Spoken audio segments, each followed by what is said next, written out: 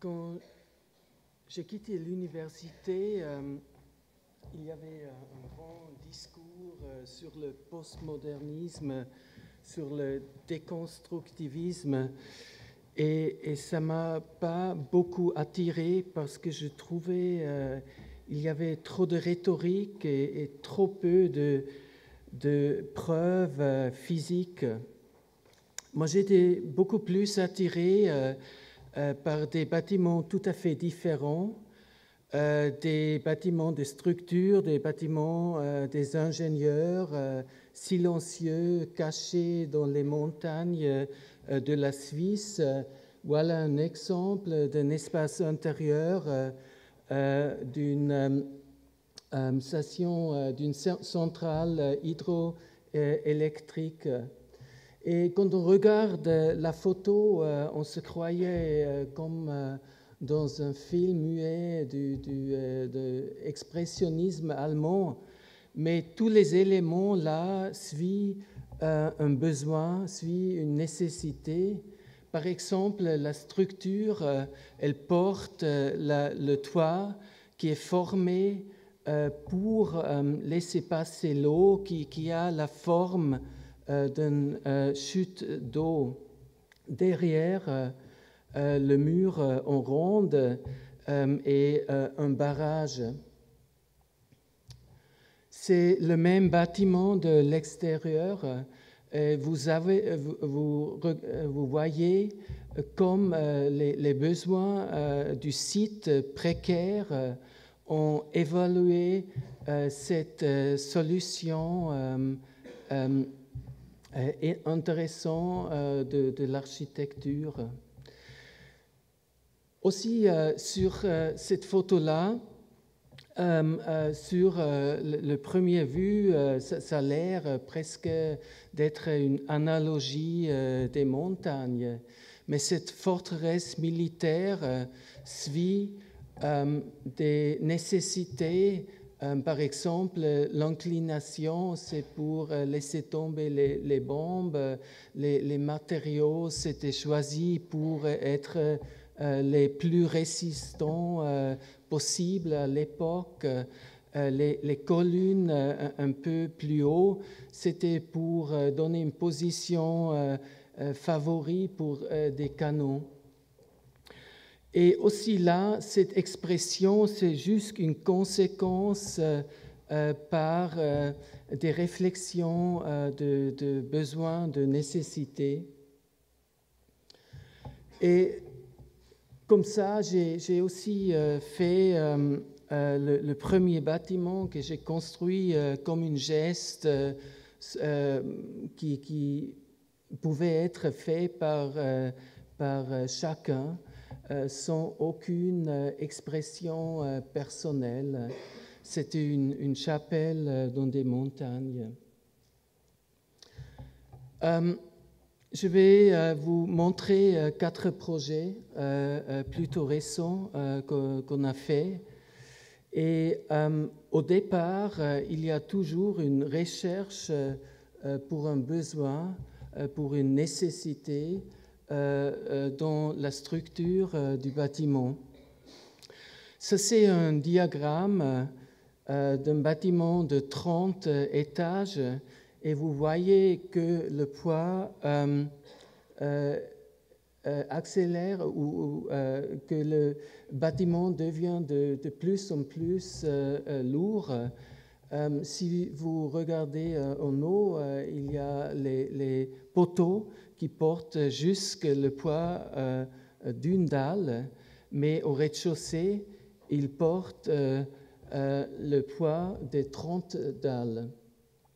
Et ça ne se voit pas dans la plupart des bâtiments hauts. Et nous, on pensait que ce serait intéressant de faire ça visible, de donner comme une évidence à un bâtiment haut qui fait aussi une différence avec tous les autres bâtiments. Il y avait un code dans cette ville chinoise qu'il fallait faire une différenciation en 4 fois il faut destiner une zone bas, une zone haute et une zone intermédiaire. Et nous, on essayait de lier ça à la structure. Et vous voyez que le nombre des poteaux change 4 fois dans tout l'ensemble du bâtiment. Et ça fait que la dimension du poteau peut rester sur toute la hauteur de 120 mètres. La dimension, c'est à peu près 25 cm. Pour garder cet aspect très filigrane, on a introduit des câbles de tension qui entourent le bâtiment et qui changent aussi 4 fois. Comme ça, au milieu, il n'y a rien du tout, il n'y a pas un noyau, pas un obstacle, il y a une vue sur toutes les 4 directions et il y a aussi une flexibilité sans aucune limite à l'intérieur de ce bâtiment. Et si on s'imagine tous ces gens qui travaillent là-dedans, ils auraient tous une perspective différente l'un à l'autre, dépendant sur quel étage ils travaillent. Ça, c'est une maquette structurelle et vous voyez que pas les dimensions des éléments architecturaux changent, mais le nombre. Il y a comme la densité des éléments qui changent. En fait, tout change, pas seulement les poteaux et les câbles de tension, mais aussi la hauteur des poutres. C'est un projet qu'on a fait ensemble avec l'université de Tongji, qui était beaucoup intéressé là-dedans parce qu'on pouvait réduire le poids d'un gratte-ciel. C'est un autre exemple à Zurich, une école primaire et secondaire. Et nous, on posait tout le programme, une partie du programme au-dessus de l'autre. Comme ça, toutes les salles devenaient une partie, un fragment d'un ensemble. Par exemple, sur les 2 côtés, vous voyez des places pour des salles de classe qui sont suspendues là à l'auditoire et à la librairie, à la bibliothèque de cette école pour donner une énorme porte-à-faux sur le rez-de-chaussée. En fait, le chantier montrait aussi comment le bâtiment était pensé. D'abord, on faisait toute la structure du bas en haut et ensuite on divisait étage par des dalles en béton.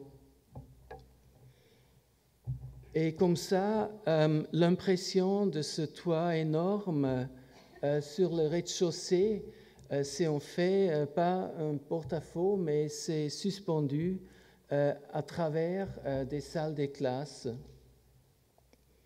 Et cette impression du chantier, on essayait de la garder jusqu'à la finalisation du bâtiment.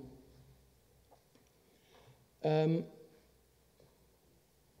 n'y a pas de corridor dans cette école, mais juste des salles de récréation et un double escalier qui sépare l'école primaire et secondaire et qui amène d'une salle de récréation à l'autre sur l'autre bout et l'autre étage du bâtiment.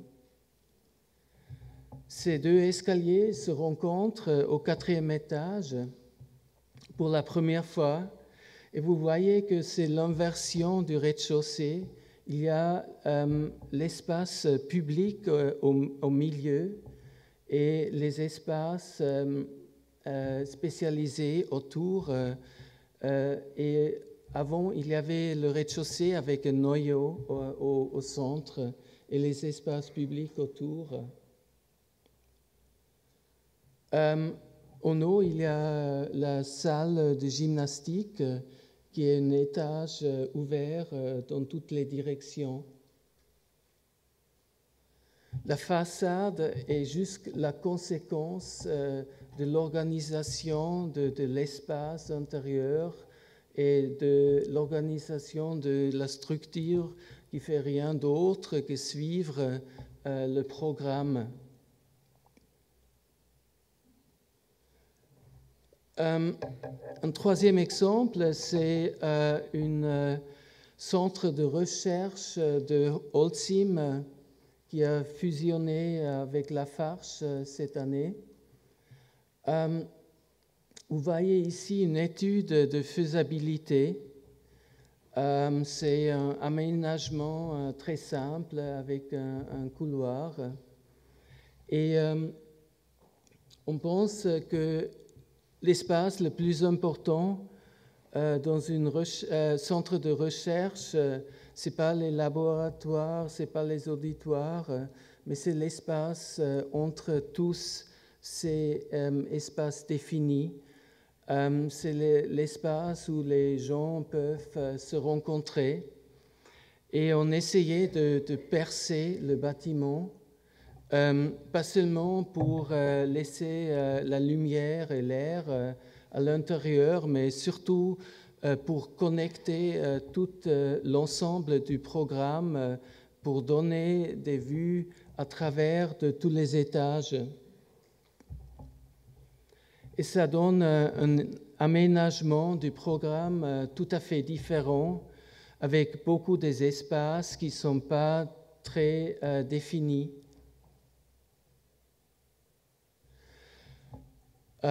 Ça, c'était des études qu'on a fait comme percement.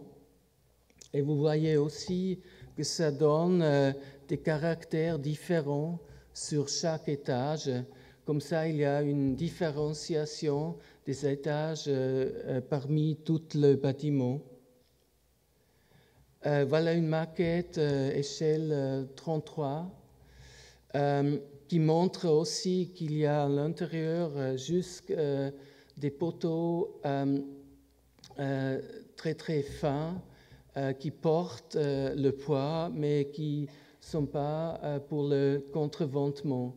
Le contreventement, en fait, est fait par des poteaux à l'extérieur qui suivent aussi l'escalier de sécurité.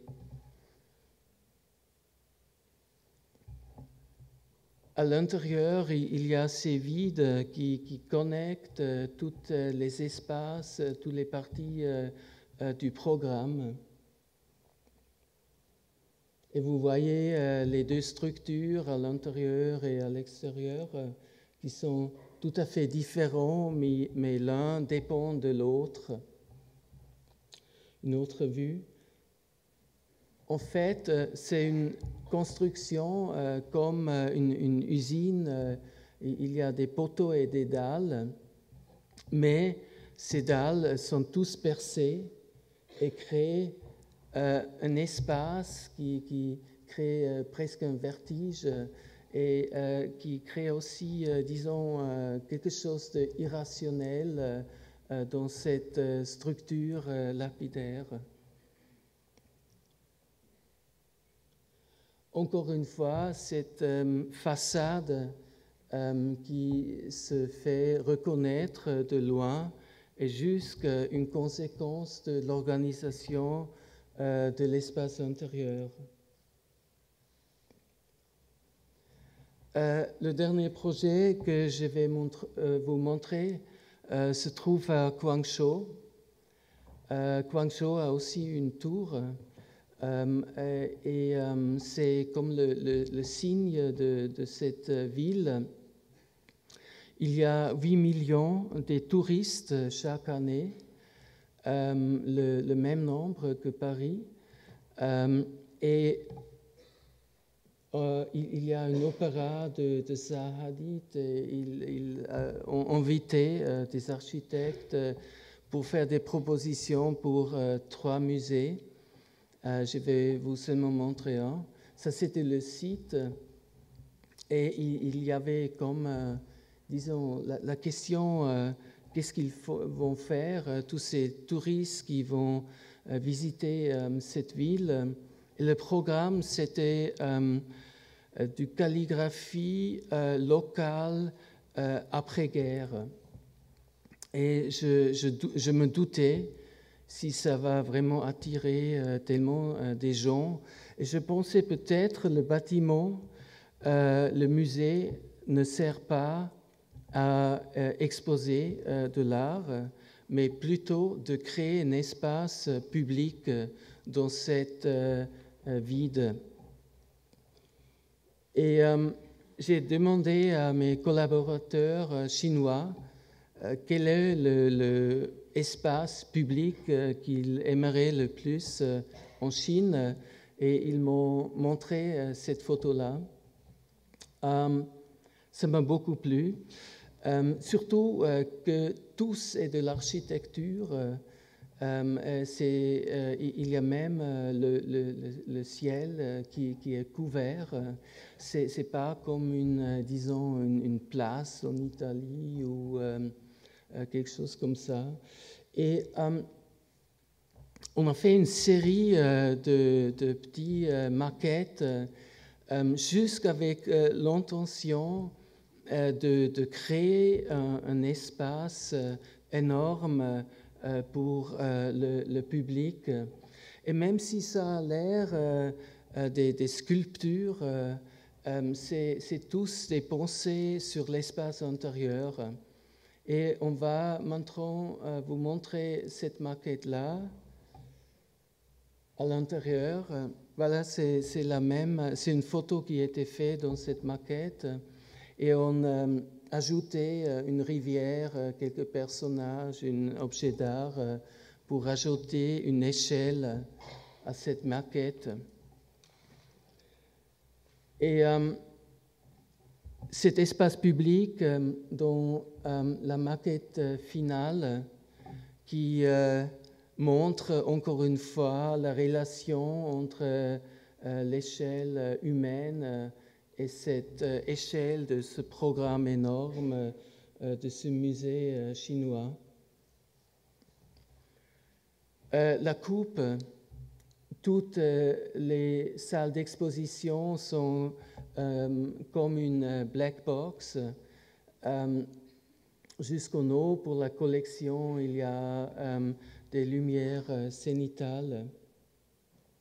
Mais pas seulement l'intérieur est défini par des volumes qui sont comme des boules, mais aussi l'extérieur, les façades sont sculpturées exactement de la même manière.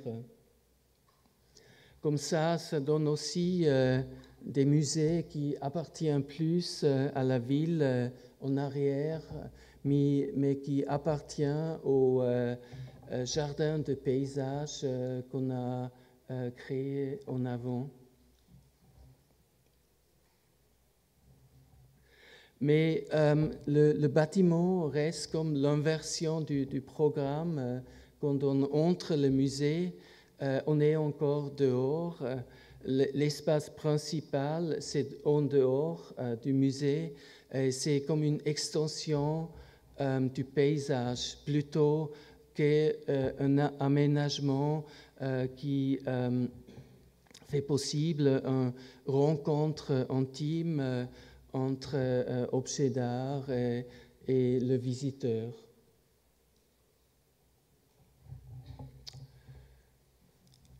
Voilà, c'est tout. Merci beaucoup.